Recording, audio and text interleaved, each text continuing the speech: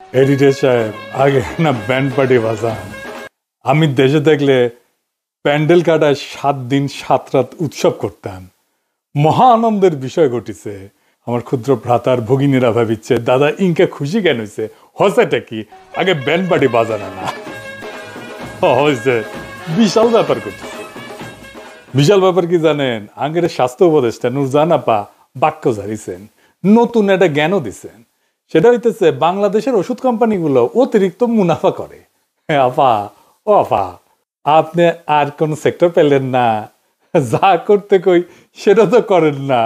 আমার সেক্টরেই এসে আপনার বাক্য ঝাড়া লাগবেই। হ্যাঁ, ওষুধ কোম্পানির অতিরিক্ত মুনাফা দেখলেন, হ্যাঁ, বারবার শুধু আমারই উপর। এডিটর সাহেব, ওটা একটা দেখার। আর মানুষ পান নাই, বারবার শুধু আমার উপরেই, বারবার শুধু আমার উপরেই। কেন কেন কেন আমার উপরে কেন? আমি কইতে চাই না, বেয়াদবি হয়ে যায়। আবার আপনি অতিরিক্ত মুনাফা বললেন, কোনটা স্বাভাবিক মুনাফা? এর কোনো স্কেল আছে? স্কেল, হ্যাঁ, আপনার স্কেল অন্যরা মানতে হবে কেন? আপনার গ্রামীণ ব্যাংক যে 23.33% সুদ নেয়, প্রায় 23.5%, তাও গরিব মানুষেরা ঋণ দেন, ঋণের উপরে। সেটা নিয়ে কেউ কিছু কইছে? আমরা কিছু কইছি? হ্যাঁ, ব্যানে ব্যানে করছি না তো? এটা অতিরিক্ত না? আপনার আকাশ ছোঁয়া সুদের হার, এটা ঠিক আছে, এটা ন্যায্য। কিন্তু ফার্মাসিউটিক্যালসের মুনাফা ন্যায্য না। হ্যাঁ, মুনাফা খুব খারাপ জিনিস, অতিরিক্ত খারাপ জিনিস, তাই না? কমিউনিস্টদের কাছ থেকে শিখেছেন। আচ্ছা, ধরে নিলাম ফার্মাসিউটিক্যাল কোম্পানিগুলো খুব খারাপ। ওরা যে দুধে দোয়া তুলসী পাতা, আমি সেটা দাবি করতেছি না, ওদেরও ধরবো এই এপিসোডে, আজকেই ধরবো। কিন্তু আপনারা মাথা চাইরা পশম ধরে টানাটানি করেন, এটা অতি বিরক্তিকর, অতি বিরক্তিকর। তো এই যে মুনাফা করে ওষুধ কোম্পানিগুলা, ওষুধ বেচাই তো করে, তাই না? ওষুধের দাম দেয়, তারপরে সেটা বেচা করে। তো ওষুধের দাম কে ঠিক করে দেয়? আপনার ওষুধ প্রশাসন অধিদপ্তর, আপনার আন্ডারে একটা রেগুলেটরি বডি। তো তাইলে তারা অতিরিক্ত মুনাফা করার সুযোগ করে দিচ্ছে এই দাম ঠিক করে। এটা কার দায়? তা আপনি একটা এক্সিকিউটিভ অর্ডার করে দেন, কত প্রফিট করবে পারবেন? আপনি কি জানেন, আদৌ জানেন বাংলাদেশের ফার্মা কোম্পানিগুলো কত প্রফিট করে? সবচেয়ে বড় কোম্পানি স্কয়ার গত বছর প্রফিট করেছে 2092 কোটি টাকা। এটা এক্সেপশনাল, এক্সট্রিমলি এক্সেপশনাল, কারণ স্কয়ার খুবই ভালো পারফর্ম করে, তাদের প্রফিটেবিলিটি অনেক দিন থেকে হাই। তারা ফার্মাসিউটিক্যাল মার্কেটে বিরাট, প্রায় 15%-এর মতো তাদের শেয়ার আছে। তারা নাম্বার 1। সেকেন্ড বিগেস্ট কোম্পানিকে বেক্সিমকো, তাদের প্রফিট কত? 586 কোটি টাকা, মানে 4 ভাগের 1 ভাগ। 1 আর 2 নাম্বারের মধ্যে তফাৎ দেখছেন? অধিকাংশ ফার্মা কোম্পানির প্রফিট এই 60-65 কোটি এইরকম। রেনেটার একটা বড় কোম্পানি, তাদের প্রফিট 362 কোটি টাকা। এগুলো পাবলিক লিস্টেড কোম্পানি, মানে এদের প্রফিটের বড় অংশ পাবলিক পায়, মানে জনগণ পায়। বেক্সিম করে প্রফিটের 40% পেয়েছে পাবলিক, আমার আপনার মতো পাবলিক। রেনেটার মুনাফার 30% পেয়েছে পাবলিক। তো আপনি শেয়ার হোল্ডারদের বুঝাইবেন, বক্তৃতা দিয়েন একটা, এজিএম এ যায়, অ্যানুয়াল জেনারেল মিটিং এ যায়, তারা যদি কম ডিভিডেন্ড নিতে রাজি হয়, সিদ্ধান্ত নেয়, তাহলে তো ভালোই। ওনারা ডেকেন কোম্পানির মালিকগুলা, ওনারা ডেকেন এজিএম এ, উনি বক্তৃতা দিয়ে প্রফিট করা কম প্রফিট করতে কয়ে দিবে। মানে এটা কোম্পানিগুলোর কইলে তো হবে না, শেয়ার হোল্ডারদেরকেও কইতে হবে, তাই না? বুঝেন এটা? গ্রামীণ ফোন যে 3630 কোটি টাকা প্রফিট করেছে, কইছিলেন কিছু ওদেরকে? ওরা তো ন্যায্য টাকাও দেয় না ওদের কর্মীদের, আন্দোলন করিচ্ছে ওদের কর্মীরা। আপনার স্বাস্থ্য মন্ত্রণালয়ে ইউজফুল কাজ করতেছেন না তো, আপনারা আগাম করিচ্ছেন খালি বসে বসে। টিকা পাইতেছে না আমাদের বাচ্চারা, হাসপাতালে ওষুধ পয়সা ডেট এক্সপায়ার করে, আর রোগীরা চাইলে পায় না। এটা আপনার মন্ত্রণালয়ের কাজ। তারপরেও ধরলাম যে আপনি মানুষের জন্য, উপকারের জন্য করছেন, যে ওষুধের অতিরিক্ত মুনাফা করতেছে, মানুষের অসুবিধা হচ্ছে। তো আপনার তো একটা ফার্মাসিউটিক্যাল কোম্পানি আছে, ইডিসিএল, সরকারি ফার্মাসিউটিক্যাল কোম্পানি। আপনি ইডিসিএল কে দিয়ে ওষুধ বানান, ওষুধ বানায় বেচেন, বিনা প্রফিটে বেচেন, কেউ তো মানা করে নাই। আপনারা বেচেন না কেন? আপনি 100টা এসেনশিয়াল ড্রাগসের ফ্যাক্টরি বানান, তারপরে বিনা প্রফিটে বেচেন, কেউ তো মানা করেন নাই। করেন না কেন? এই যে ড্রাগ অ্যাডমিনিস্ট্রেশন, এটা কথা কইলাম, এটা কিচ্ছা বলি।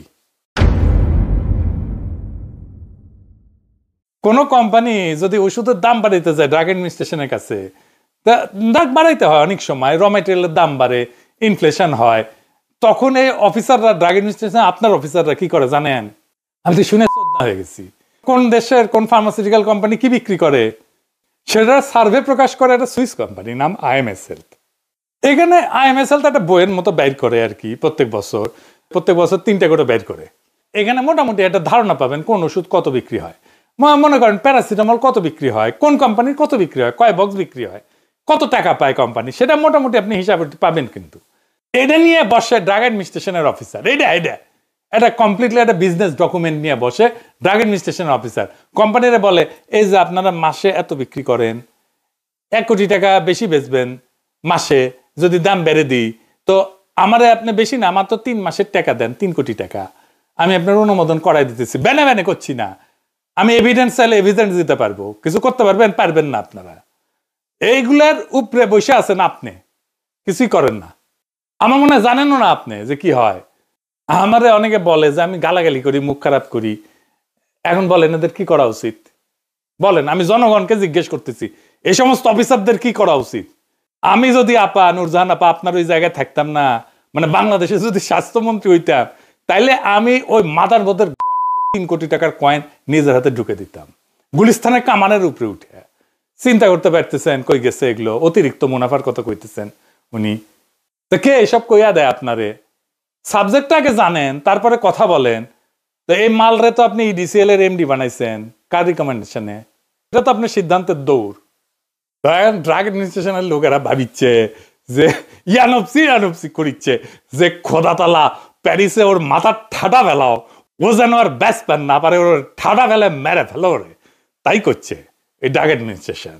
এইটু একটা ফার্মাসিউটিক্যাল কোম্পানির মালিকেরাও কবি দাঁড়ান আসিচ্ছি। তা আপনি তো লোকজনই চেনেন নাই যে ডিসিএল এর যে এমডি দিচ্ছেন, চিনেন না তো ও কোন কাজ পারে। আপনারা খুব ক্যাটাগরিক্যালি বলতেছি আপা, এই যে এসেনশিয়াল ড্রাগস ট্যাক্স নিয়ে দাম টাম নিয়ে যা করতেছেন মিনিস্ট্রিতে, আলাপ কইরা করবেন। কি করতেছেন সেটা আলাপ কইরা করবেন।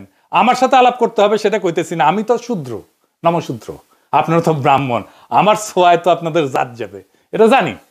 তো তাই আমার সাথে কথা কইতে হবে এমন না, কথা কয়েন না, কিন্তু কারোর সাথে কথা কইতে হবে যে সাবজেক্টটা বুঝে, বিষয়টা বুঝে। আমার সাথে কথা কইলে লাভ হইতো, কারণ আমি বিষয়টা বুঝি, এই সেক্টরে একজন এক্সপার্ট, আর রাজনৈতিক ক্ষমতা আছে, পলিটিক্যাল পাওয়ারও আছে। গাড় পেলি করে কিছু করতে চাইলে করেন, সে ডাস্টবিনে ফেলা দেওয়া হবে। এই যে ফার্মাসিউটিক্যাল কোম্পানি গুলা ডাক্তারদের মাস্টাররা দিয়ে প্রেসক্রিপশন করায়, রোগীর প্রেসক্রিপশন নিয়ে টানাটানি করে, কি লিখেছে সেটা দেখার জন্য, রোগীর ব্যক্তিগত ফাইল নিয়ে টানাটানি করে, এটা শুধু অনৈতিক না, অপরাধও বটে। এটা কি বন্ধ করতে পারছেন? পারেন নাই।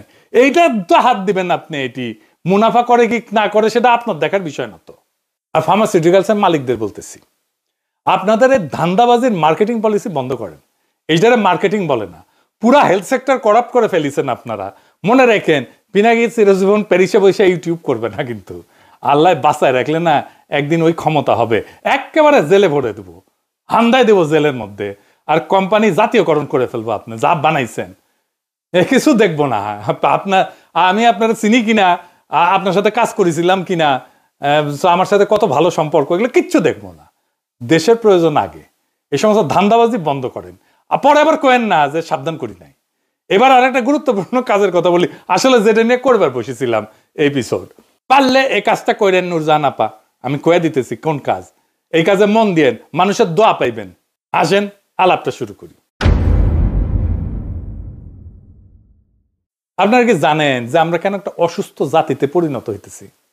খাবারের ভেজাল তো আছে, আমি একটা এপিসোড করেছিলাম। তো পরিবেশের বিষ তো আছেই, তার উপরে আরেকটা জিনিস আছে, সেটার উপরে আজকের আলাপ। আমাদের আজকের আলাপ হইতেছে সিজারিয়ান সেকশনে অতিরিক্ত সন্তান জন্মদান এবং এটার কি প্রভাব আমাদের জাতিকে, কিভাবে আমাদের শিশুদেরকে, কিভাবে তার ভবিষ্যৎকে, তার রোগ প্রতিরোধ ক্ষমতাকে ধ্বংস করে দিতেছে, অসুস্থ জাতি বানাইতেছে। 2020 সালে প্রায় 42% শিশুর জন্ম হয়েছিল সিজারিয়ান সেকশনে। 2025 সালে দেখতেছি হাসপাতালে যে শিশুদের জন্ম হয় তাদের 72%-এর জন্ম হয় সিজারিয়ান সেকশনে। অবিশ্বাস্য। তাহলে দুই নেয়াতে কি সিজারিয়ান সেকশন হয় না? হ্যাঁ হয়, অবশ্যই হয়, কিন্তু কেন হয়, কোন হারে হয়? 21% সন্তানের জন্ম হয় সিজারিয়ান সেকশনে। তো বেশি সিজারিয়ান সেকশনে সমস্যা কি?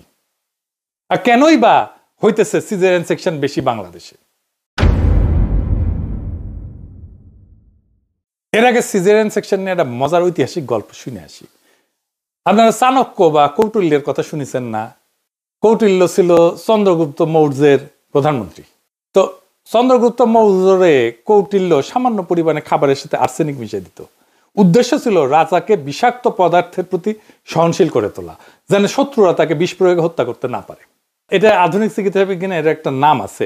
এটার নাম হইতেছে মিথ্রিডাটিজম, মানে যার মাধ্যমে অল্প মাত্রা বিষ গ্রহণ করে করে করে করে বিষের প্রতি প্রতিরোধ ক্ষমতা গড়ে তোলা হয়। কথিত আছে একবার চন্দ্রগুপ্ত মৌর্য তার রানী দুর্ধরাকে দুর্ঘটনাক্রমে আর্সেনিকযুক্ত খাবার পরিবেশন করা হয়েছিল। রানী তখন সন্তান সম্ভবা ছিলেন। বিষের প্রভাবে সন্তান তার বাঁচানোর জন্য রানীর পেট চিরে কৌটিল্য শিশুকে বের করে। এই ছেলেটার নাম ছিল বিন্দুসার। বিম্বিসার না, আবার ওই বনলতা সেনের বিম্বিসার না, বিন্দুসারের ছেলে হইতেছে সম্রাট অশোক। তো জীবনানন্দের বনলতা সেন যখন পড়ি না বিম্বিসার অশোকের ধূসর জগতে, এই বিম্বিসার অশোক বইলে একটু ধাঁধা লাগায় দেয় জীবনানন্দ। বিন্দুসার অশোক হইলে পিতা পুত্র হইতো, কিন্তু না, এটা টুইস্ট আছে। বিম্বিসার এখানে এসে মনে হয় আসলে কি ঠিক পড়িচ্ছি, ভুল পড়িচ্ছি না তো। সেই সময়টা ধূসর হয়ে যাওয়া নিজের মধ্যে মূর্ত হয়ে ওঠে বিম্বিসার শুই না। আমার কাছে পাখির নীরের মতো চোখ তুলে নাটোরের বনলতা সেন এই লাইনের চাইতে বিম্বিসার অশোকের ধূসর জগতে লাইনটা অনেক বেশি কাব্যিক বলে মনে হয়। যাই হোক, কবিতার আলাপ বাদ, মূল আলাপে আসি। এই আলাপ শুরুর আগে আমাদের জানতে হবে কেন সিজার আমাদের শিশুদের দীর্ঘমেয়াদে ক্ষতি করে। আমাদের দেশে সন্তান জন্ম দেওয়ার কাজটা অবহেলিত, চূড়ান্তভাবে অবহেলিত। অথচ একটা জাতির ভবিষ্যৎ হচ্ছে তার শিশুরা। অথচ আমরা এই শিশুর জন্মদানকে এত অবহেলা করি। আমি ডেটা দেখাচ্ছি কিছু, আপনারা দেখলে বুঝবেন যে এত অবহেলা করি।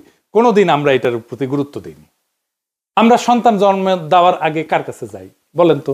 আপনারা কার কাছে যায়? গাইনোকোলজিস্টের কাছে যায়, তাই না? তাদের কাছে ফলো আপে যাই। এই ফলো আপ বা সন্তান জন্মের জন্য গাইনোকোলজিস্টের কাছে ফলো আপে যাওয়ার দরকার নাই। এটা জিপি বা প্রশিক্ষিত ধাত্রী হইলেই চলে। জটিলতা হইলে গাইনোকোলজিস্টের কাছে পাঠাবে, রেফার করবে। আমাদের প্রশিক্ষিত ধাত্রী কত জানেন? ৮,৬৪৬ জন। আর এর মধ্যে সরকারি ধাত্রী হয়েছে ২,৫৫৭ জন মাত্র। গাইনোকোলজিস্ট আছে ২,৫০০-এর মতো। এবং গাইনোকোলজিস্টরা এই ডেলিভারির দায়িত্ব নিয়ে নিজের সময় নষ্ট করে এবং নিজের যেটা স্পেশালিস্ট এক্সপার্টাইজ সেটাকেও নষ্ট করে ফেলে। কারণ টাকা পায় এখানে, সিজার করলে টাকা, কসকসা টাকা, রিস্ক কম, সিজার করার জন্য দেওয়ানা হয়ে যায়। আমাদের দেশে প্রত্যেক দিন ১০,০০০-এর মতো শিশু জন্মায়।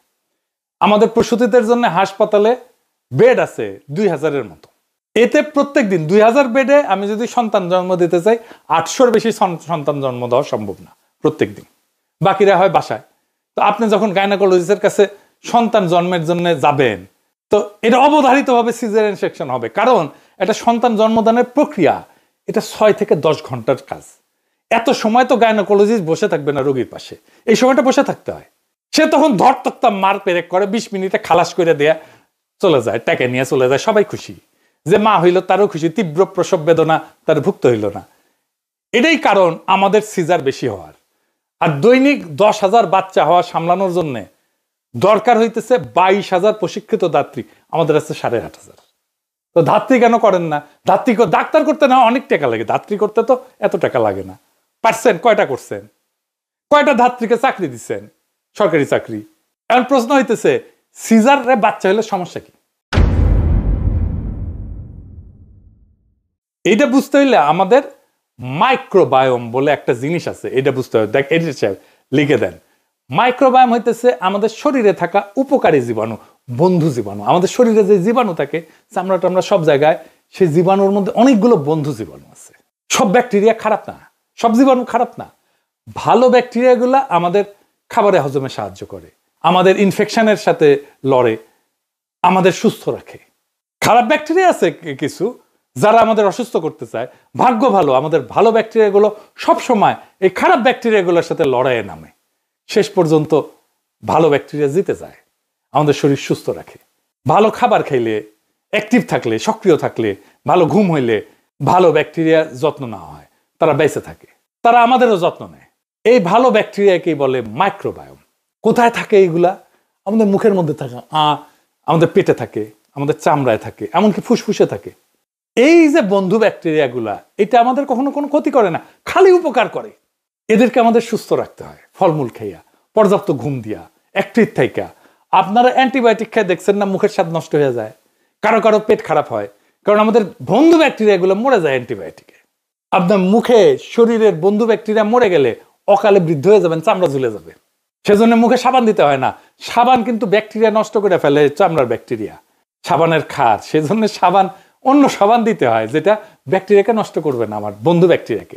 এই বন্ধু ব্যাকটেরিয়া আমাদের রোগ প্রতিরোধ ক্ষমতা তৈরি করে। আমরা যখন মায়ের পেটে থাকি তখন আমরা থাকি অতি বিশুদ্ধ পরিবেশে, স্টেরাইল পরিবেশ, এত বিশুদ্ধ মানে ওটা দিয়ে ইনজেকশন করা যাবে, সেখানে কোনো ব্যাকটেরিয়া থাকে না। তাইলে আমরা বন্ধু ব্যাকটেরিয়া কই থেকে পাই? জন্মের পরপরই এইটা পাই আমরা যখন নর্মাল ডেলিভারিতে বাচ্চা হয়, তখন মায়ের যোনিপথে ওই বন্ধু ব্যাকটেরিয়া থাকে। বাচ্চারা যখন মায়ের যোনিপথ দিয়ে বাইর হয় তখন বাচ্চার গায়ে এই বন্ধু ব্যাকটেরিয়া লেগে যায় সারা জীবনের জন্য। রোগ প্রতিরোধের গ্যারান্টি খোদা তাআলার রহমত। এটা সিজার হইলে বাচ্চারা পায় না। তাহলে বুঝেছেন তো কি সর্বনাশ করা হইতেছে। বাংলাদেশের প্রায় 25% শিশু তার খর্ব খায় এবং প্রায় 9% শিশু অপুষ্ট। পুষ্টিহীন শিশুর শরীরে তার রোগ প্রতিরোধ ক্ষমতার যে কোষ সেটা তৈরি হয় কম, ফলে তারা সহজে ঠান্ডা, নিউমোনিয়া, ডায়রিয়া, ত্বকের ইনফেকশন এগুলোতে আক্রান্ত হয়। অপুষ্টি কিন্তু শুধু খাবার কম খাওয়ার জন্য হয় না, শরীরের ভিতরে বন্ধু জীবাণু আর আমার রোগ প্রতিরোধ ক্ষমতার যে ভারসাম্য এটা নষ্ট হয়ে গেলে খাবার খেয়েও কোনো কাজ হবে না, খাবার শরীরের ভিতরে শোষণই হবে না। এটাই এখন বিশ্ব স্বাস্থ্য সংস্থার গবেষণার সবচেয়ে আলোচিত বিষয়।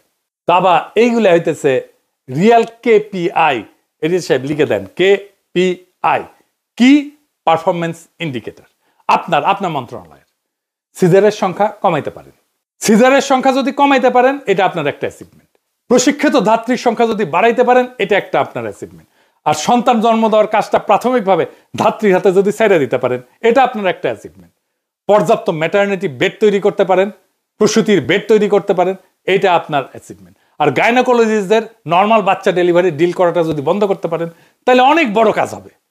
আরো বড় কিছু অ্যাচিভ করতে পারতেন, কিন্তু সেটা সম্ভব না, টাইম নাই, আর আপনার পারবেনও না।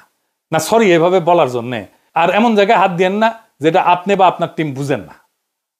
মনে করেন না আমরা বুঝি, না বুঝেন না, মাখায় ফেলবেন, মাখায় ফেলতেছেন। যেমন আছে সেটাকে তেমন চলতে দেন। যাদের রাজনৈতিক ক্ষমতা থাকবে তারা এসে কাজটা করুক, হুদাই দেশের আর নিজের টাইম নষ্ট করেন না। আপনাদের এই সরকার অনেক কিছু অ্যাচিভ করতে পারতো, অনেক দূর আগায় দিতে পারতো দেশটাকে। এত বিপুল সমর্থন ছিল সরকারের উপরে, পায়ে ঠেলছেন। যখন বিদায় নেবেন আপনাদের কেউ মিস করবে না, কেউ বলবে না ভালো কাজ করে গেছেন। পর্বত প্রমাণ ব্যর্থতার দায় কাঁধে নিয়ে বিদায় নেবেন, অসুবিধা নাই। আছে তো গরিব মানুষের পোলারা, মাইয়ারা, ওরা আবার অকাতরে রক্ত দিবে, জীবন দিবে, আর একটা স্বপ্ন দেখাবে জাতিকে।